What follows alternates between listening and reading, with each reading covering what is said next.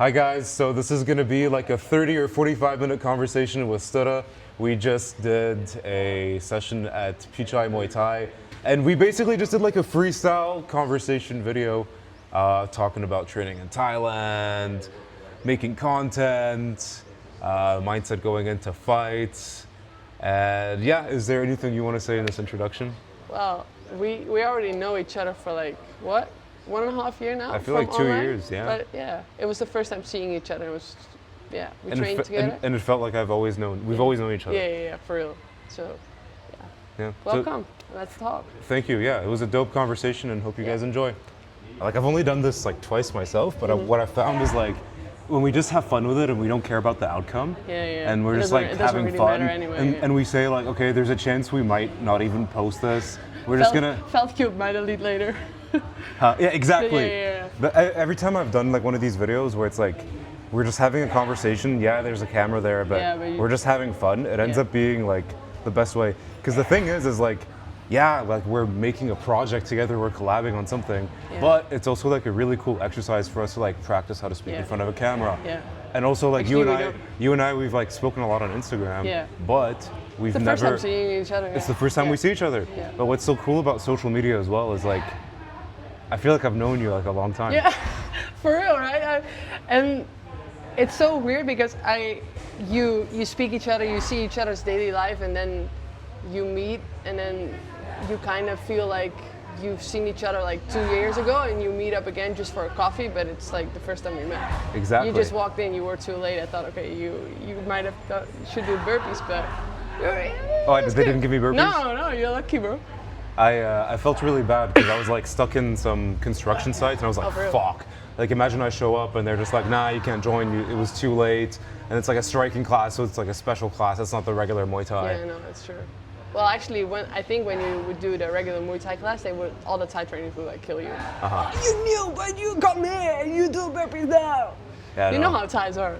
But you know, like more and more, I feel like with Muay Thai, it's either like my personal growth where like I don't give as much of a shit about like pleasing the trainers, right? So maybe it's that, or maybe it's that like Phuket is like becoming like more tourist friendly instead of just like for fighters, where they like don't necessarily. I don't know. I think always as a fighter, like if you're a champion, if you're like a beginner or what, you should just show up on time. Anyway, like it's true. Follow everything. It's definitely my bad. Yeah. But you know what is cool is that when I did show up and you and I like drilled together for the entire class, like. It just flowed so well. Yeah. You know, because sometimes when you start training or sparring with a stranger, there's a bit of friction at the beginning. Yeah. But I feel like because maybe we've known each other a little bit but personally. I also think we spoke a lot about training as well. Like how we do stuff, how you do stuff, how you prepare for a fight, and like we kind of know each other's fight style already, and like. But that's what's so crazy. How you want to train and how you want to become better as a fighter and as a person as well. I think that's just like. Leveling on the same level mentally is also like putting you in the same level in training as well, because it literally like any combat sport reflects on the daily life as well, I think. Yes, exactly that. Your personality 100% impacts your style, and communication, whether it's through like Instagram DMs, translates directly in the relationship that you have with your training partner and the people that you meet. Yeah, it's fun. I did die though. I like the class, but I'm still a bit sick, so. Oh, you had. I don't know, bro. Like since I've been back in February, March, I always had something. Like I had a week of proper training. I died every session. I smashed every session, and then something happened. Like I had my first motor crash like a few weeks ago. Your skin looks okay. I got my first thigh tattoo now as well. So I was out for 1.5 weeks. Then something else. That's a small one. Oh, wait, hold on. But this is not the same time as the one you have on your arm. No, it is. But this one was way deeper than this one. So I was driving two girls back home. They were on the back of my bike, and one car didn't saw me, and he was parked on the side of the road, and he started driving, and he just didn't saw me. So I was like, crushed the shit in. Damn. I slid. It's part of the Thailand journey, It is. I think it's just a matter of when, not necessarily a matter of if you crash. I've had 2 bike accidents. One of them was in Phuket, which is this one. When were you in Phuket before? 2023. For how long? 3 months. Where? Sing Patong Sitnam Noi. But they've rebranded to Petnam Noi. It's in Patong, I believe. Yes. Yeah, yeah. It's the promoter that does one of the fights every week in Phuket at Patong Boxing Stadium. Oh, okay. It's one of the main promoters there. Yeah. But he also owns the You gym. like Patong? I was there yesterday. It was pretty draining. Like you walk through Bangla and all the massage shops, and it's a bit much. Yeah. But my first time, I was like, whoa, Yeah. like so much Yeah, but it stimulation. was also at the beginning, right? When you came in Thailand, I It was my guess. first time ever. Yeah. Oh, so you arrived in Phuket first? Where's the first time? So I went from, I did 1 day in Bangkok, 1 day in Phuket, then I went straight to Koh Phanang. And I really didn't like Koh Phanang, and I was like, it's a big difference, I think. It is. From Bangkok and Phuket as well. and then I was just like, out of all places, I like Phuket the most. It's like a tropical island. The sand is like red. Yeah. It also has like this Muslim influence, and I'm Muslim, and I grew up in the Middle East, and I was like, I like that it's like Asia mixed with like a little bit of Muslim culture. It's like, it's cool. I want to come back here. Yeah. And so the gym that I liked the most was Petnam Noi, because I tried also like AKA and some other gyms, and I was like, it's a bit touristy, whereas Petnam Noi was like very authentic and traditional, and I just built like a good relationship with the trainers right off the bat there. Yeah, because in Chiang Mai you train like more local gym, right? Yes. Yeah. In Chiang Mai, I trained at Weerapat, which is like one of the fighters from Lana Muay Thai. You know Lana? Yeah, he started his own gym, so that's where I went. And it's like much smaller, build more intimate relationships with the trainers. What do you prefer? Between what? Like a gym as I think we're like a combination with we don't have like a much Thai people. We have a lot of tourists coming in. But what's your preference between like bigger gyms with maybe more experienced fighters from outside, or you prefer training with Thais? When I first started, I really enjoyed just like straight Thai style. Yeah. And learning like the traditional Thai like this, yeah. But as time went on, I realized that I like to combine styles a little bit. Yeah. Like I like to have a really high guard and throw calf kicks, and throw like stabbing kicks, along with like being able to clinch and throw knees and stuff like that. So I like to do a combination. Nowadays, I'm really enjoying like training with more Westerners. Yeah? Yeah. So like what we just did now, I thought that was really cool. Yeah. Yeah. Come down to PJ, guys. Yeah, Pichai, exactly. Pichai Muay Thai MMA. But I like to do a mix of both, Yeah. I think you kind of have to now in 2026. Like, if you see the progression in one championship and all the big promotions, now you have to develop with the styles and with the modern style nowadays as well to just be able to compete against your opponents, because like the old traditional style, you will see that like Thai fights and stuff, but I think if you don't follow the rest, you'll just stay on and stick with the Thai style. Yeah, the game evolves a lot, and I think it's important to like stay on top of things as they change. That's what makes it so fun as well. But yeah, like traditional Thai people often they'll get like pretty fucked up with boxing when like Westerners are really good at boxing. Then those who are like pure boxers get fucked up from getting kicked, and even the Thai scoring sometimes, depending on the promotion that you fight on, may be more dominant. So yeah, it's also quite dependent on where you fight, what rules you're fighting. Yeah, a lot of stuff to take under account. Yeah, sure. When's your next fight? I don't know. I think 2 weeks. I think 2 weeks from now. But I've been like, as I said, since I've been back in like March or February, I don't remember. Like I started training again, and I needed to get fit first, lose some weight, because for me it's kind of difficult to find opponents because I'm pretty tall and a little bit heavier than the average girl, and all the heavier girls are usually tourists who come in but don't have that much experience, and I'm a little bit more experienced as well, so it's kind of hard to find the right opponent for me.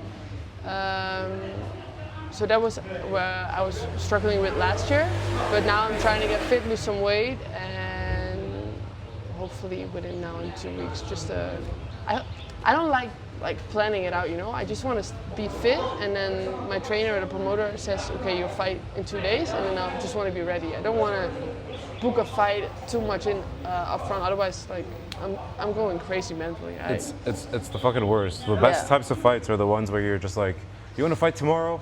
Okay. Okay, yeah. And then you're just like, this is Asking great. while you're training, Yeah, but it's also great because you're just like, cool, I get to have a rest day if you've been training really hard.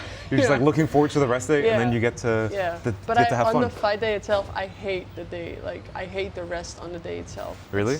Yeah, a friend of mine was fighting yesterday in Bangla as well, and I drove with him to the stadium, and he was like, and I asked him like, how are you feeling? He was like, oh, I'm so bored. Like a day of the fight is for me, it's just so boring because you can do a lot. You have to take your rest. You have to like. But don't you want to be a little bit bored before the fights? Because here's my mindset with it: is I used to be like extremely emotional leading up to all my fights, and I used to try to like almost like amp myself up. So I'd drink like a coffee and I'd be like, let's do this. Yeah, but we're then ready. like your adrenaline level starts at what? I always wake up at 6 a.m. Like if I already start at 6 a.m. on that level and you fight at like what, 10 p.m. Exactly, that's my point, is that like anytime I try to get too emotional before the fight, I end up just burning myself out, and I have like way less cardio, way less energy inside of the fight. So I've tried to like make myself more bored, which is why like I think it's a good thing if you're bored on fight day.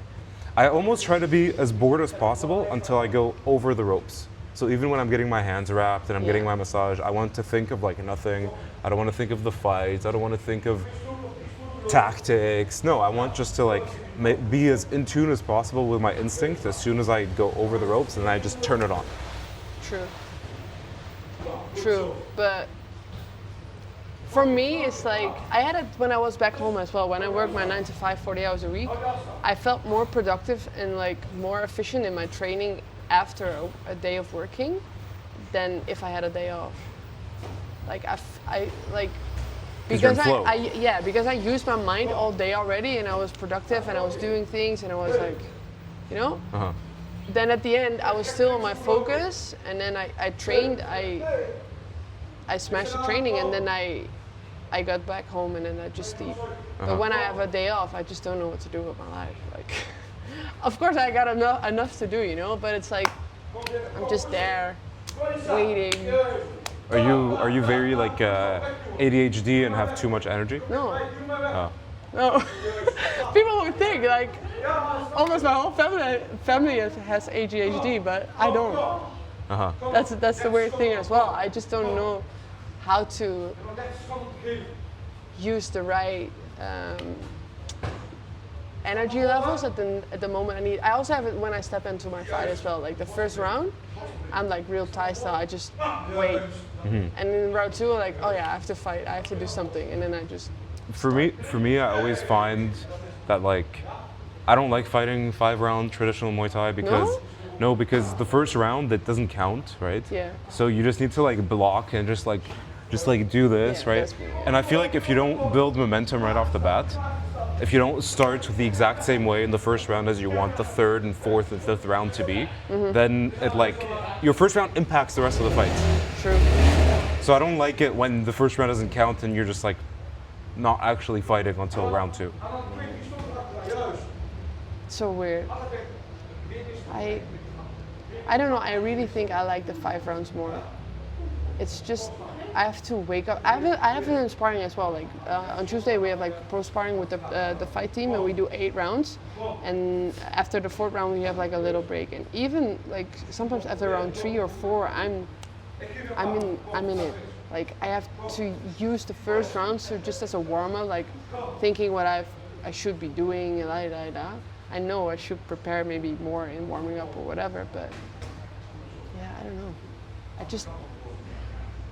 I don't know what it is. I kind of should work on it too. You kind of what? I kind of should work on that too, because I want to be a fighter where I can KO someone in round 1, you know? I think everyone wants to be like that as well, but... How many fights do you have and how many KO wins do you have? I have only 1 TKO win in kickboxing, and in total I got 12 fights now. 12 fights, 1 KO. Okay, so I guess we're kind of similar. I have 10 fights and I have 2 KO wins. 3. But the 3rd one doesn't really count. The guy took a dive, you know. That's not a real KO. So I actually have only 2 KOs, and they only came recently. I had them all in January. What did you do different? compared to your other fights? I didn't look for the KO, Yeah. and yeah, I wasn't desperate for it. I think that's the biggest difference. Yeah. Because I was always looking for the KO in the other ones. Yeah. I always had it in my mind, whereas in the other ones, it's just like it's set up by itself because I was just looking to perform well. I think that's the biggest difference.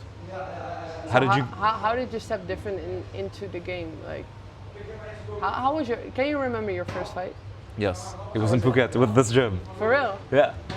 So 2023. Yeah. Where? What stadium? Here. In Patong Boxing Stadium. Ah. How did you feel? You remember? Yeah, it changed my life. Yeah. Okay, so background. Before I did my first fight, 3 months before, I was still like working a desk job in sales for like this high growth startup, and my stress levels and my cortisol was always through the roof because like my whole life purpose was to work for this company, but like I felt like in my instinct that like I wanted to do something more out of life, right? And then they fired me. And I was like, what the fuck am I gonna do with my life now? And for the first time ever, I had like time where I didn't have to just live to work. Yeah. And I was like, let me try Muay Thai. I hadn't really done that much Muay Thai, just like a few beginner classes. Yeah. And then, yeah, I go to Phuket, Penang, Samui, whatever. And I'm just like, you know what? I wanna do like a full month of training in Phuket. So I do my first full month and I'm just like, you know what? If I do this for a little bit longer, maybe they'll give me my first ever fight, and I want to have that experience. So I kept asking, I prolonged my ticket, and I kept asking, and they're just like, no, you're too much of a beginner, you're too much of a beginner. And then eventually, I show one of the crews like a video of me doing like those boxing matches in those tourist bars. Because I fought this like drunk 90 kilo guy, and there's a video For of a it. bucket of Yes. alcohol. Yeah. So I'm like beating the shit out of this like fat rugby player. Yeah. And the crew sees it. He's like, "Okay, fine. You want 3-round fights, Patong Boxing Stadium next week. Let's go." So then they gave it to me, and when the fight poster came out, I was like, "Oh, I'm gonna be fight." I looked up the guy. I was like, "I'm gonna be fighting this like Thai guy. He has like 5 fights. You know, like for my first fight, it's good." But in the night of the fight, I show up at the stadium, and they change the guy, and it says Erewhon, Thailand. And then my friend who sees the fight card is just like, "Erewhon, Thailand. That's the guy who beat Hakeem. Hakeem is the European champion. Oh, dude, you're gonna get fucked." Like that's what my friend tells me. So I go into the fight. I'm just like, if I have the option to like cancel this, would I cancel it or would I still move forward with the fight anyway? Yeah. And I was like, I'm absolutely not going to cancel this fight. I did 3 months of training. I prolonged it. I kept asking for the fight. They finally gave it to me. Yeah. I'm doing this. I don't care if I die. Yeah. But I went in there really feeling like I was gonna die. Yeah. And yeah, I got the shit beaten out of me. You know, round 2 TKO, which is actually good, I think, for 3 months of training against somebody with 100 fights. You lost on TKO? Or Yeah. You won? Yeah. Yeah, TKO, knees and elbows. Yeah. Oh, okay. Yeah. And even though, like, yeah, I cried and called my mom, like, immediately after I was like, oh, I lost. And Why did your mom say, come back home? my mom was really worried. Yeah. Yeah, she was really worried. Although when She watched the fight? No, yeah, after. Yeah, okay. And when she saw the fight after, she was just like, oh, that's not that bad. Okay, sorry, mom. Even me, when I calmed down after crying and everything, I was just like, I fucking did this. Yeah. Like, I went from having basically no experience, living to work for a company, to like doing a fucking fight. And I was like, there's no way I'm ever gonna return back to like my old life now. Like, I want to keep doing this. I want to keep feeling this feeling of like improving myself through the fights. Such a crazy feeling. I don't think you can explain it to someone who haven't experienced it. It's, every time I step back into the ring, like sometimes when I don't have a fight for a long time, I sometimes forget the feeling, you know? And then you step back in the ring and then you get out, win or lose doesn't really matter. And then, such a high. It's a crazy feeling. I used to treat it like a high. I'm actually really worried that like this guy who's yelling is gonna go into our mics right now. But it's whatever, let's just keep the video going anyway. Yeah, I used to treat like fighting as a high as well. Yeah. And I think that's a mistake because it goes back to like being too emotional before a fight. Yeah. You know? Yeah. So I've tried to like be more aboard because not only does it take away your energy, but it's also like after the fight, if you really amped yourself up and had all this adrenaline like hours before the fight, in the fight, I feel like it really takes away from your energy days after the fight too. You almost feel a little bit depressed after a fight. Oh yeah. And I don't like that. No. I like to just learn, have the fight, move on. have the fight. If I feel a little bit low after because there's a lot of adrenaline, fine. But I don't want to go into like this crazy low and then I lose all my life momentum for like the next few weeks. I like to just like, all right, I have my fight.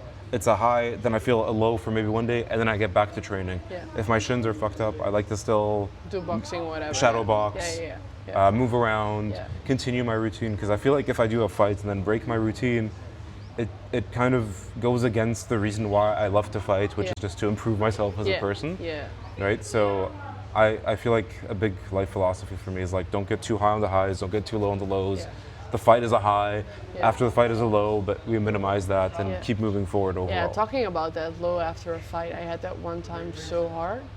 I had, when I moved to Thailand in December 24, I had my first fight opportunity, which my trainer, who trained me for like 3 weeks, gave me, and it was a fight in New Zealand for WBC. And it was like such a big chance, and I had to... Ooh, I remember that. Yeah, it was crazy, and it was so nice, and it was like all emotions together, and I had to work so hard for it, and we were also changing in gyms, and there was a lot of stuff going on just besides training. And then the fight was there, and it was the best experience, and I knew I didn't win after the fight, but I was like smiling all the way through when the decision was coming up, and I knew my hand wasn't raising, but I was in New Zealand. I've never been in New Zealand before. They flew me out. I had to lose 13 kilograms in 9 weeks. I was on my 13? Yeah. It was crazy. But even then, that's when I really fell in love with Muay Thai, and I decided I wanted to make my career, my life into this game or into the sport. But after that fight, I came back and I was able to go back to the 7-Eleven again for the first time in like 9 weeks, and I didn't know what to do. I was so brainwashed because I was on a diet, like a meal plan, and they gave me my daily food, and that was just it. I ate that, and I could get my water from 7-Eleven, and that was kind of it. And then I was going back to the supermarket myself. There was just nothing after the fight. And then I had to find my way back in society again, because I was living for that fight for like, what was it, 9 weeks. And the only focus I had in those 9 weeks was that fight. And then what? Everyone moves on with their lives, and you're staying in your bed and thinking about what now? So how long did it take you to recover from that low after that fight in New Zealand? Long. So the fight was in the end of March. I came back beginning of April because I stayed a few days more in New Zealand to just do some sightseeing.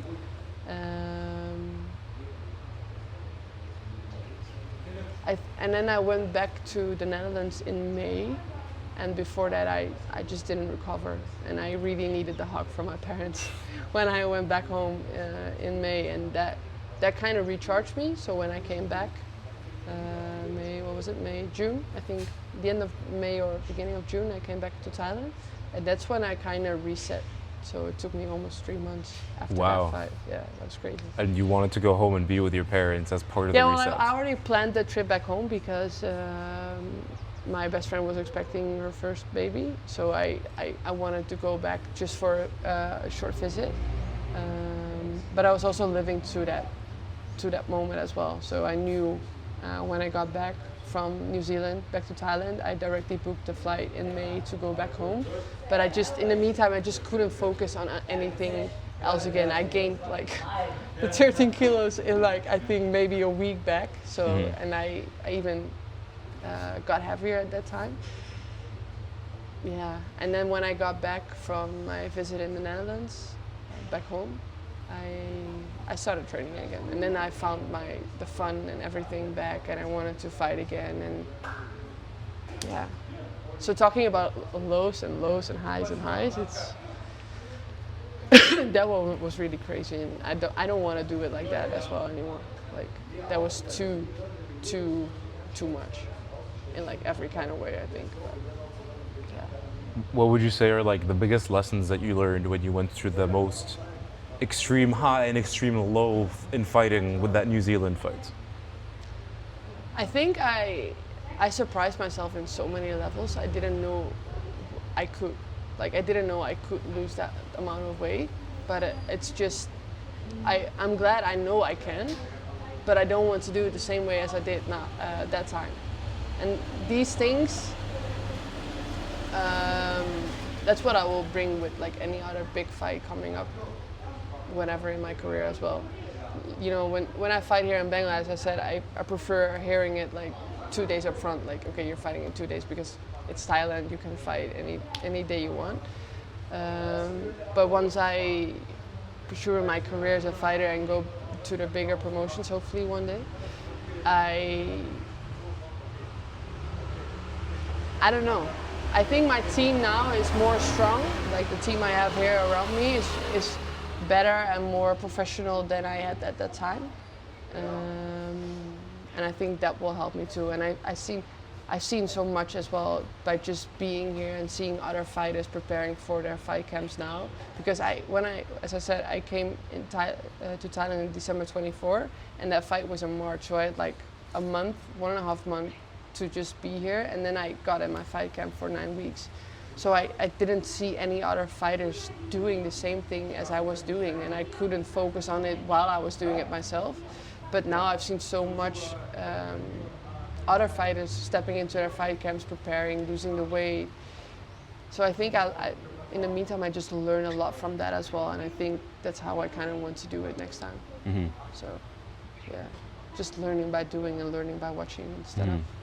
What about emotionally? What was like the biggest emotions that came up during the weight cut, and then during the fight, after the fight? What was like the emotional takeaway you had?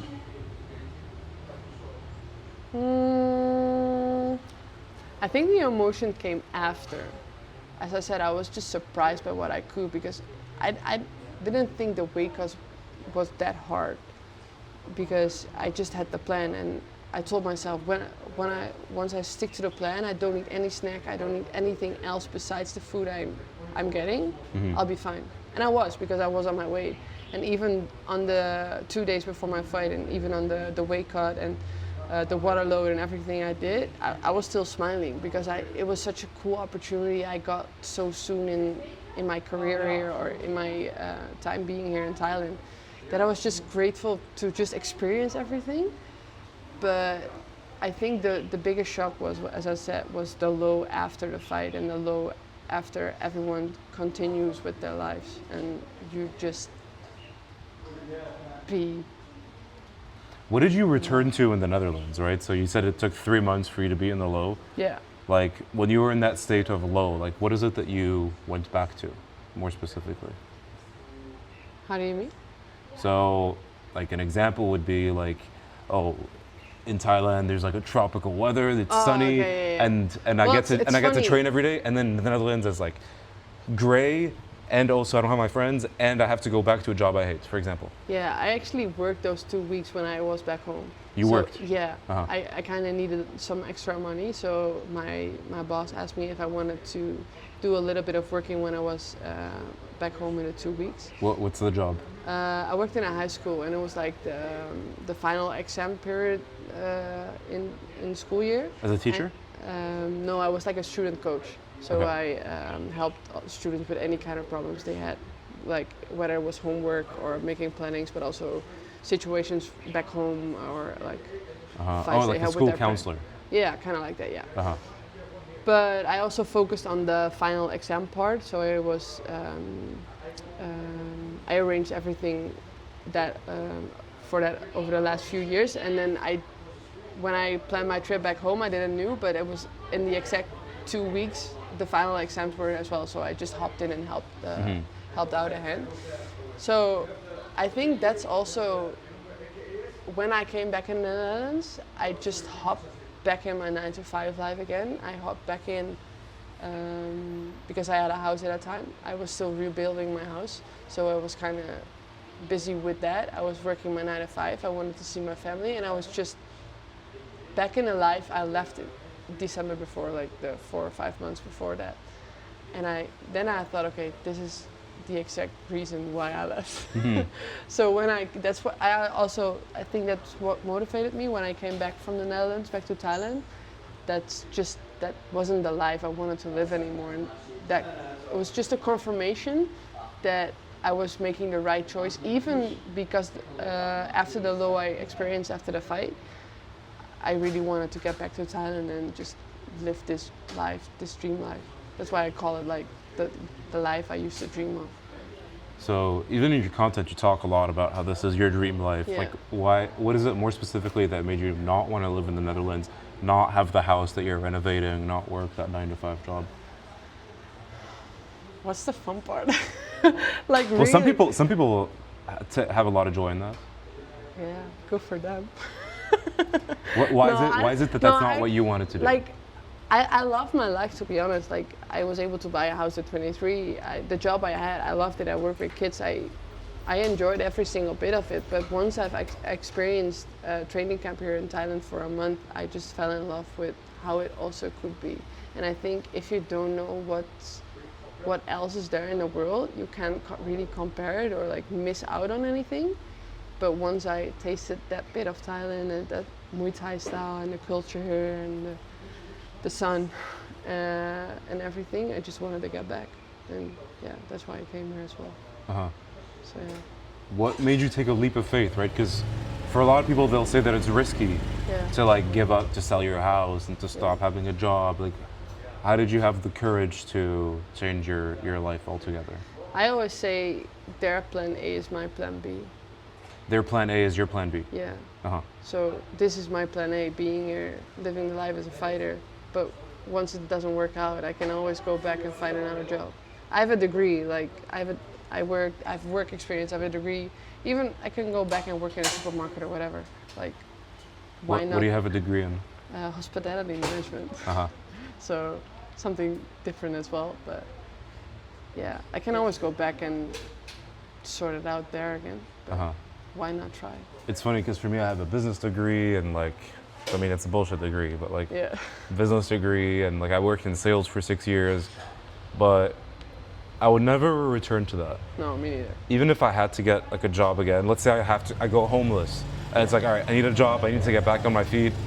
I'd rather like hold pads Yeah. or like Do shovel anything. snow Yeah. or like do something physical than to like go at a desk job again and have Yeah. to take instructions from Yeah, somebody or who's no. like stressing No, I you couldn't. out. No, I don't think I can. Well, of course I can if I really have to. I can work a 9 to 5 again, but I just don't want to. I think there's so many other options than living a 9 to 5 life behind a desk. Even though I miss my children sometimes, where I worked with, but it was cool.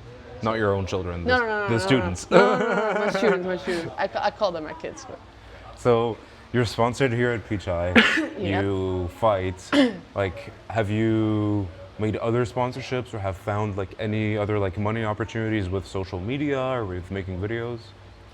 Not yet, to be honest. Well, I'm making some money by making content for other people now, but Oh, nice. Yeah. I've done that for a little bit too. yeah, but not for myself. And I find it very difficult to also start with that as well. Like, not difficult as in approaching companies, because I know there are like a lot of small companies who can offer you stuff or whatever, but I just want to eventually work with people who I get along with as well. Like, I can go to any kind of supplement company if I want to as well, but I'm not really supporting supplements, you know, like protein powder. And I use it now, yeah, I gotta admit, I use it now, but I preferably get my protein out of Whole Foods, you know? Like, I just don't want to, like, put companies and names in online to just get some money out of it. I really want to, with my social media, I just want to share my story instead of...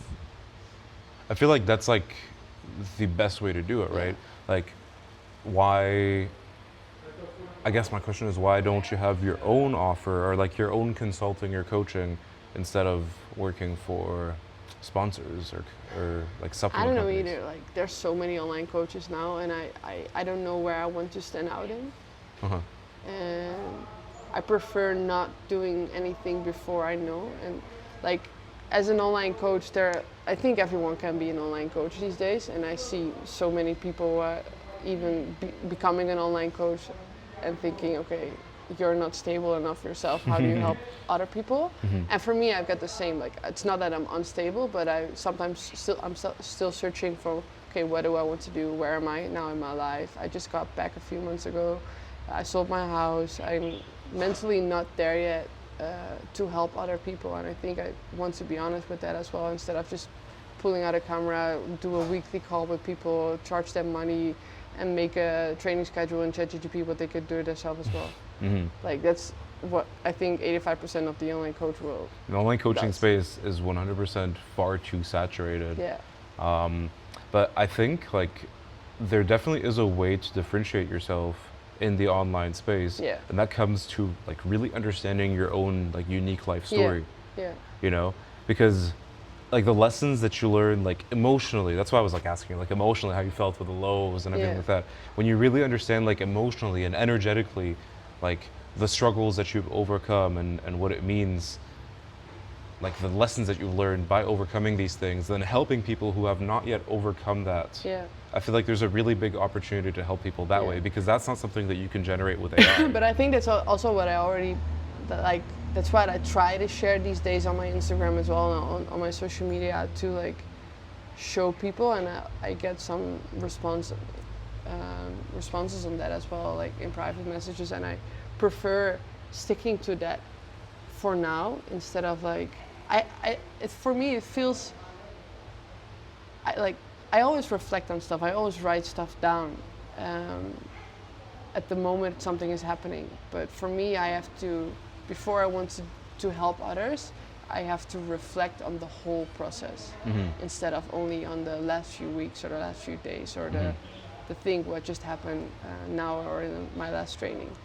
And yeah, it feels like I'm not ready for that yet. I might be. I'm like anytime soon, maybe in like a few months or weeks or whatever. But I want to stand out in a different way compared to the other coaches then as well, and make it unique, and make it me, and make it like something where people really want to pay for, and where I want them to pay for. Like, yeah. I don't know. Still looking for it. What Still would not you there yet. What would you want to coach in? I don't know either. Like,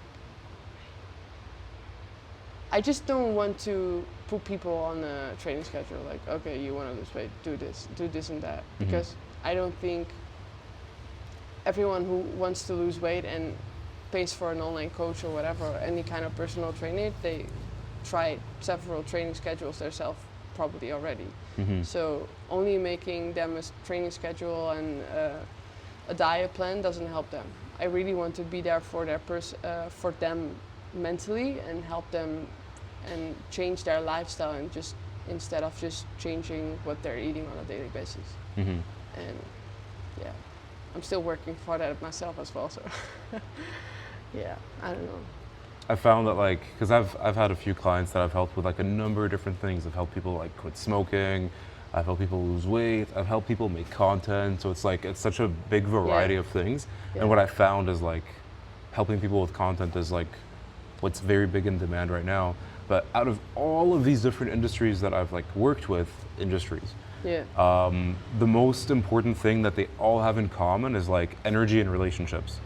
Because at the end of the day, like, it's not about just giving a training schedule. Like, people don't just want to be like, oh, here's what I need to eat and here's how I need to train. That's not what you want. Whether it's like for fitness or content, people don't want a schedule. People want like a relationship where somebody who has more experience holds them accountable and is able to like share positive energy, aka motivation and reinforcement when things don't really go that well. So I feel like that's like the most important thing in the consulting or coaching space, is to like be able to share positive energy through a relationship that you build with the client, aka the viewer. You know, the viewer of the content. And that as well, like, I don't feel I'm always in the right energy myself, and I think I don't want to fake that energy. I know I have it in me because I had it like 40 hours a week when I was working in education and helping my students, but I'm just not there yet. And I think you're right with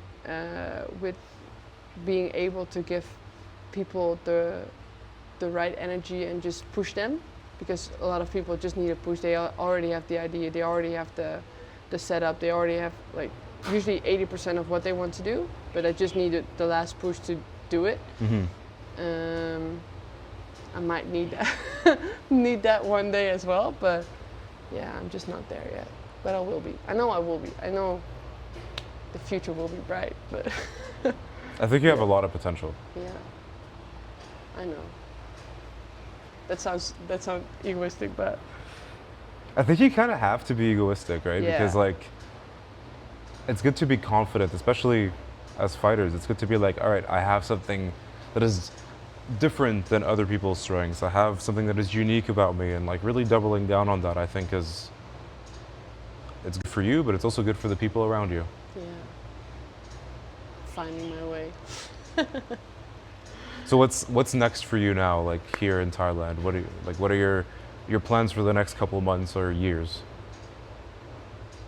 Figuring this out, to be honest. So I kind of like this chat as well. And also, I like sparring with, having these chats with people as well, where you can think and make the plan. I think, well, let's just say last year I called the year the loading year, because a lot of things were loading and I had to fall into the right place, and with sponsorships and people I was working with and la. So there was like a lot of loading process, and I told myself 2026 will be the building year. So I'm building different bases for like the fundamentals for eventually the upcoming years. I'm not sure on what level, but I think I'll see. I know God has a plan, you know, so yeah. I don't know, I'll see.